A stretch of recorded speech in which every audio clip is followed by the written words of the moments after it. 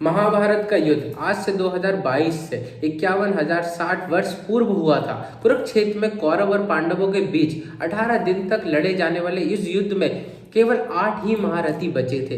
कौरव के तो कुल का ही नाश हो गया था पूरी तरीके से, और पांडवों के भी लगभग सभी पुत्र मारे जा चुके थे। जब युद्ध होना तय ही नहीं हुआ था, जब भी 5 ऐसे व्यक्ति थे जो युद्ध का परिणाम और युद्ध कैसे होगा, क्या होगा, उसका क्या परिणाम होगा, उसके बारे में जानते थे। तो प्रथम जो थे वो श्री कृष्ण थे। ये बात तो सभी जानते हैं कि श्री कृष्ण को युद्ध होने और उसके क्या परिणाम होंगे, इसकी पूर्व ही जानकारी थी। और दूसरे जो थे वो भीष्म थे। भीष्म को दिव्य दृष्टि प्राप्त थी और वो ये जानते थे कि युद्ध तय है और उसका परिणाम भी क्या होगा, वो सभी चीजें जानते थे। परंतु उन्हें दुख इस बात का था कि उन्हें कौरव की ओर से युद्ध लड़ना होगा। भीष्म अपने पूर्व जन्म में 8 वसुदेव में से एक देव थे।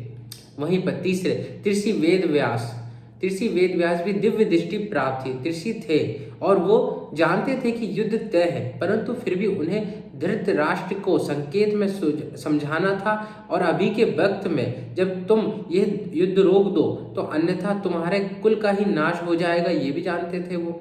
और चौथे थे सहदेव। पांडव में एकमात्र सहदेव ही त्रिकालदर्शी थे।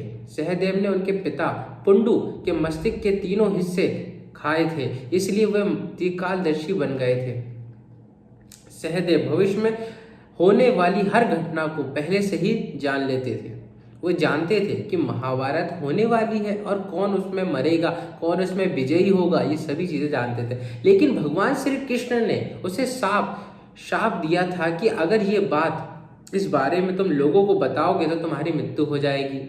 5वें नंबर पे जो थे वो थे संजय। यह भी कहा जाता है कि संजय को युद्ध का क्या परिणाम होगा यह भी ज्ञान था। संजय को महर्षि वेद व्यास ने दिव्य दृष्टि इसलिए प्रदान की थी ताकि वह महल में ही बैठे युद्ध को देख के सके और उसका परिणाम, उसका वर्णन, उसका धृतराष्ट्र सुन सके। और दरअसल महर्षि वेद व्यास से धृतराष्ट्र ने पूछा था कि ऋषिवर, यदि आप इस बार युद्ध का परिणाम बताने की कृपा करेंगे तो कृपया होगी, ठीक है।